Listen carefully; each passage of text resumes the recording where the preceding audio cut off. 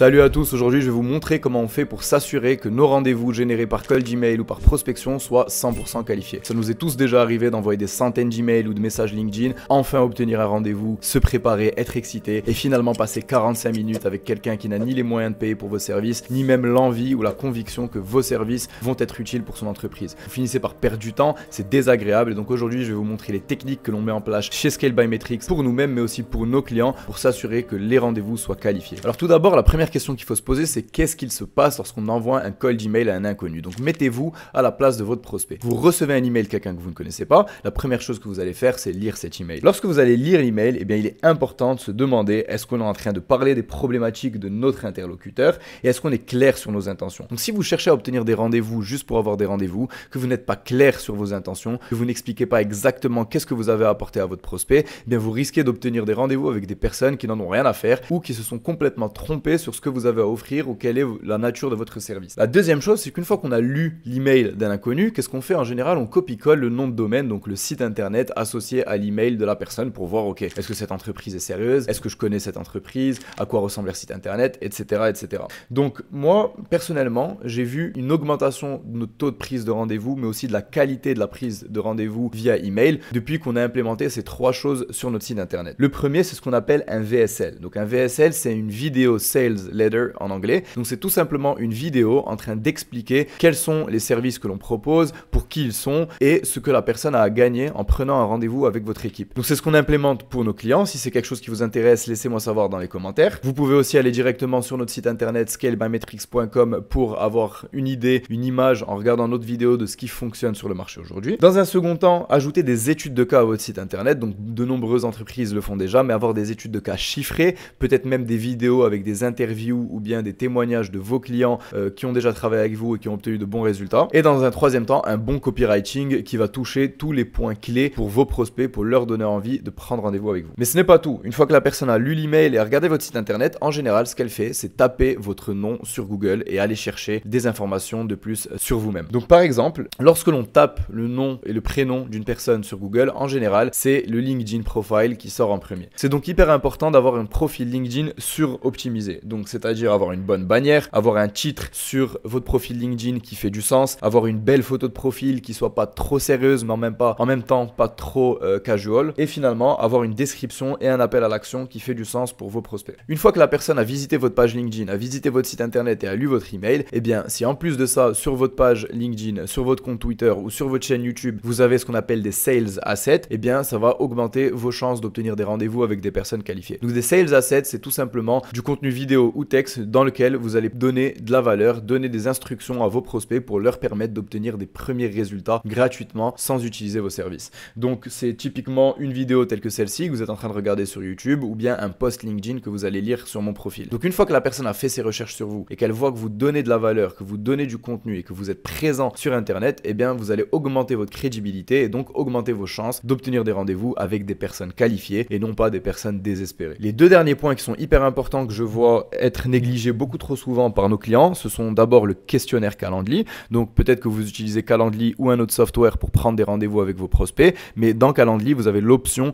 de poser des questions en amont. Utilisez cette opportunité pour poser des questions à vos prospects pour avoir de l'information avant de prendre le call. C'est plus un art qu'une science parce qu'au final, certaines questions vont repousser vos prospects, ne pas leur donner envie de prendre rendez-vous avec vous. Par exemple, en France, demander combien gagnez-vous par mois, c'est une question qui en général, d'après mes tests, pousse les personnes à ne pas prendre rendez-vous avec votre entreprise, mais cependant ne pas avoir de questionnaire du tout, eh bien ça ne va pas vous permettre de disqualifier en avance les personnes qui ne méritent pas 45 minutes de votre temps. Donc ce questionnaire, il vous permet de vous préparer à l'appel, mais aussi d'annuler les rendez-vous avec les personnes qui ne sont pas qualifiées. Et c'est ce qui nous amène finalement au processus de vente qui est la dernière étape. Donc une fois que le rendez-vous est pris, eh bien il faut optimiser le processus de vente pour que vos prospects soient les plus chauds possibles en se présentant à l'appel. On fait ça en envoyant des études de cas via email ou via SMS en amont du call. On envoie des informations sur l'entreprise lors de l'email de confirmation du rendez-vous. Mais encore, moi, j'envoie ma chaîne YouTube, mon compte Twitter et mon compte LinkedIn à mes prospects pour qu'ils aient le temps de se familiariser avec moi-même et mon contenu. Lorsque vous essayez d'amener le prospect au rendez-vous, imaginez ça comme un escalier de valeur. Il y a 4 étapes, 4 marches sur lesquelles votre prospect doit marcher pour arriver à l'étage supérieur qui est le rendez-vous. La première, c'est votre script, donc la qualité du script que vous utilisez. La deuxième, comme je vous ai expliqué, c'est la présence en ligne.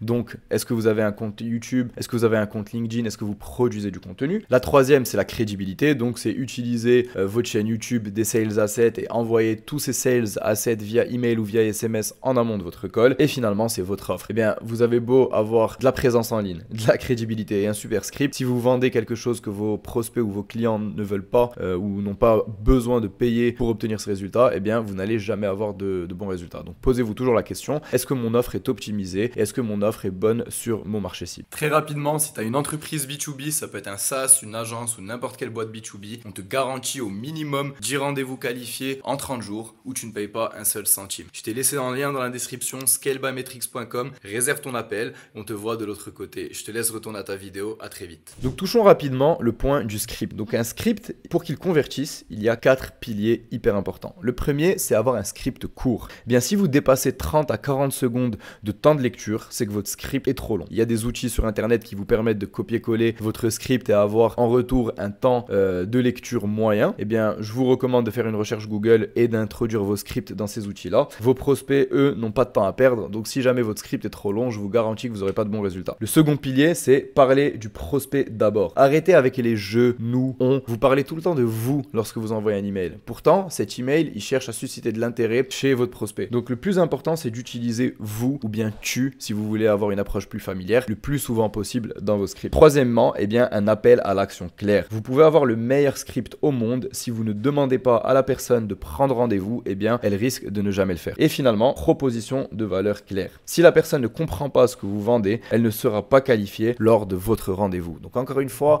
n'essayez pas d'avoir des stratégies super complexes pour susciter l'intérêt et obtenir le rendez-vous, parce que si vous faites ça, la moitié des personnes qui vont prendre rendez-vous avec vous ou avec vos équipes, eh bien, au final, ne sauront même pas pourquoi elles sont là, elles auront été leurrées et ne seront tout simplement pas qualifiées lors de votre rendez-vous. Donc tout cela nous amène à la question qui contacter. Donc on a un bon script, on a une présence en ligne, on a un processus de vente qui est optimisé. Eh bien, qui est-ce qu'on doit contacter? Ne négligez surtout pas l'importance d'une liste de prospects bien pensée. Il y a un juste milieu entre spécificité et prospection de masse. J'ai une vidéo YouTube de 45 minutes sur ma chaîne qui explique exactement, quelle que soit l'industrie dans laquelle vous êtes, comment construire une base de prospects de plus de 5000 personnes vérifiées, qualifiées et segmentées. Je vous recommande d'aller la regarder, je ne vais pas rentrer dans les détails lors de cette vidéo. Donc je vous ai mis un diagramme ici que j'ai construit pour illustrer un petit peu mes propos. Donc sur l'axe des abscisses, il y a en fait à quel point vous visez de manière large ou de manière spécifique. Et sur l'axe vertical, eh bien vous avez la seniorité de la personne dans l'entreprise. Donc tout en bas, est-ce que la personne est un stagiaire, un junior, et tout en haut, si c'est le fondateur ou le PDG de l'entreprise. Eh bien là où vous allez avoir les meilleurs résultats, les meilleurs prospects et signer les meilleurs deals, c'est en haut à droite. Donc c'est en étant le plus spécifique possible et en allant chercher les personnes les plus haut placées dans l'entreprise. Cependant,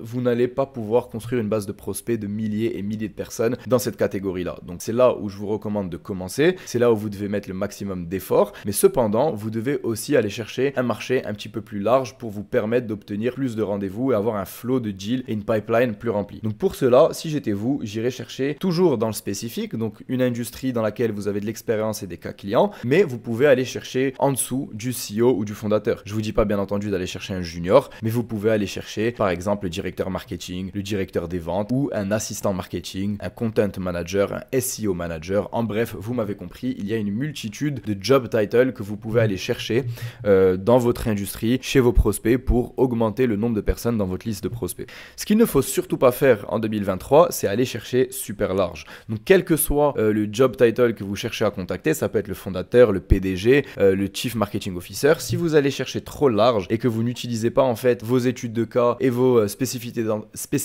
d'entreprise et de clients avec lesquels vous avez travaillé par le passé, vous risquez de ne pas avoir de bons résultats. Donc si j'étais vous, je resterais sur la droite de ce diagramme, donc dans la spécificité, mais en allant chercher une multitude de job titles différents dans les boîtes qui vous intéressent. Donc au final, il y a 3 piliers pour votre liste de prospects. Le premier, c'est être spécifique. Le second, c'est d'aller chercher des décisionnaires dans l'entreprise. Et le troisième, c'est de segmenter par industrie et non pas d'aller chercher toutes les industries possibles et imaginables en France ou à l'international pour pouvoir segmenter vos listes et donc avoir des scripts qui sont personnalisés en fonction de l'industrie que vous cherchez à contacter. Finalement, la dernière chose dont j'ai envie de parler, c'est le processus de vente et le framework à 2 rendez-vous. Donc ça, pour moi, c'est ce qui va vous permettre de réduire au maximum votre risque et de ne pas passer de temps avec des personnes qui ne sont pas qualifiées. Donc même en ayant suivi chacune des étapes que je vous ai expliquées dans ce document à la perfection, vous aurez tout de même des personnes non qualifiées dans votre pipeline. C'est pour cela qu'il est important de mitiger le risque lors du processus de vente pour ne pas perdre trop de temps à l'aide d'un framework à 2 rendez-vous. Je m'explique. Donc, c'est quoi ce framework à 2 rendez-vous? Premièrement, vous allez faire votre recherche en amont et utiliser le questionnaire Calendly pour tout d'abord annuler les rendez-vous qui vous paraissent non qualifiés, mais aussi vous préparer pour les rendez-vous qui eux vous paraissent qualifiés. J'ai rajouté une petite mention ici par contre. Donc, attention. Donc, si vous démarrez, je vous recommande de prendre tous les rendez-vous possibles et de ne pas en annuler parce que vous avez besoin de vous entraîner à la vente et vous avez besoin de mettre toutes les chances de vos côtés pour signer des clients. Si vous avez beaucoup de clients et que vos équipes de vente sont déjà pas mal prises, là je vous recommande d'annuler en fonction du questionnaire Calendly. Dans un second temps,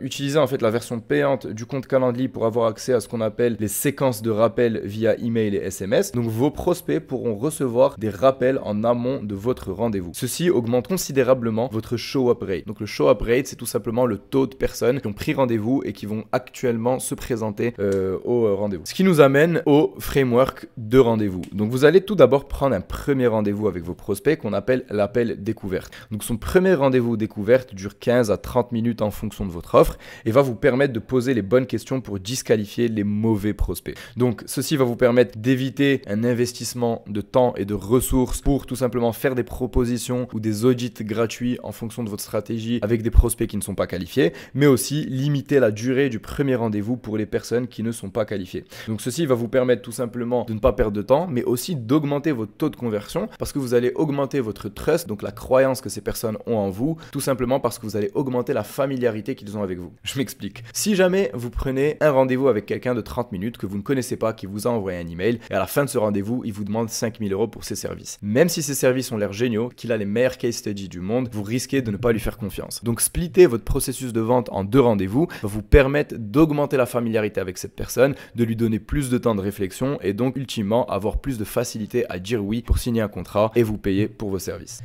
Ensuite, vous pouvez transitionner vers le second rendez-vous durant lequel vous allez faire une offre. Donc, premièrement, vous allez avoir disqualifié les mauvais prospects. Vous pouvez donc prendre un second rendez-vous seulement avec les entreprises que vous avez sélectionnées. Vous allez pouvoir investir plus de temps avec les bons prospects et donc augmenter vos chances de les closer. Dans un second temps, vous allez pouvoir préparer aussi une présentation qui est spécifique pour chacun des prospects avec qui vous allez travailler. Et comme je viens de vous expliquer, vous allez augmenter votre familiarité et donc les chances de signer un deal avec ces prospects. C'est ce qui nous amène finalement à la 5e étape et la dernière étape qui est le follow-up loom. C'est ce que moi je mets en place, c'est une des stratégies qui m'a permis d'augmenter d'au moins 20% mon taux de closing et c'est ce que j'enseigne à mes clients. Donc une fois que la personne a terminé le second rendez-vous, certains prospects ou certains futurs clients ne seront pas capables de vous dire oui à ce moment même. Ils vous demanderont de leur envoyer des emails récapitulatifs ou des propositions.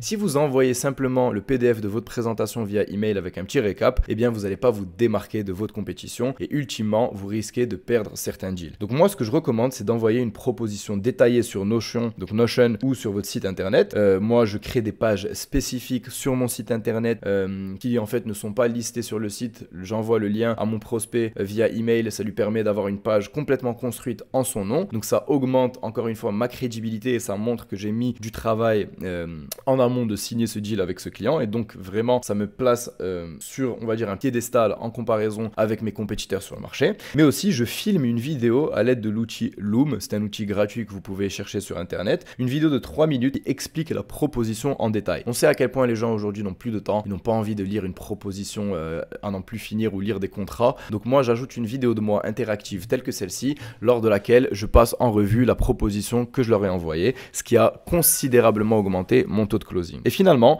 je relance tous mes prospects tous les 3 jours jusqu'à obtenir une réponse définitive. N'acceptez ni le silence, ni je reviens vers vous comme réponse définitive. Donc si quelqu'un ne vous répond pas, continuez à follow-up jusqu'à qu'ils vous disent oui ou non. Et si tout ce processus vous paraît complexe, on peut le faire pour vous. Chez Scale by Metrics, on vous garantit 10 rendez-vous qualifiés en 30 jours minimum où vous ne payez pas un seul centime. C'est ce que l'on fait avec nos clients. On a des dizaines d'entreprises et d'études de cas que vous pouvez voir sur notre site internet. Je vous ai laissé le lien dans la description de mon site internet pour prendre rendez-vous avec moi-même ou un membre de notre équipe. On va passer en revue votre stratégie actuelle, vous expliquer quelles sont les démarches que vous pouvez mettre en place dès aujourd'hui pour obtenir des premiers rendez-vous qualifiés. Donc si vous êtes une entreprise B2B, vous avez des bons cas clients, vous avez une bonne offre, on vous garantit 10 rendez-vous minimum en 30 jours où vous ne payez pas un seul centime. Je vous remercie d'avoir regardé cette vidéo, mettez un pouce bleu, un like, abonnez-vous. Chaque semaine, je mets des vidéos comme celle-ci 100% gratuitement pour vous apprendre ce que l'on fait chez Scale by Metrics pour nous et pour nos clients. J'ai pas de formation à vous vendre, j'ai rien à vous vendre, j'aimerais juste vous amener à un point où vous avez les moyens d'outsourcer votre prospection et à ce moment-là, peut-être que vous penserez à nous et que vous prendrez un rendez-vous.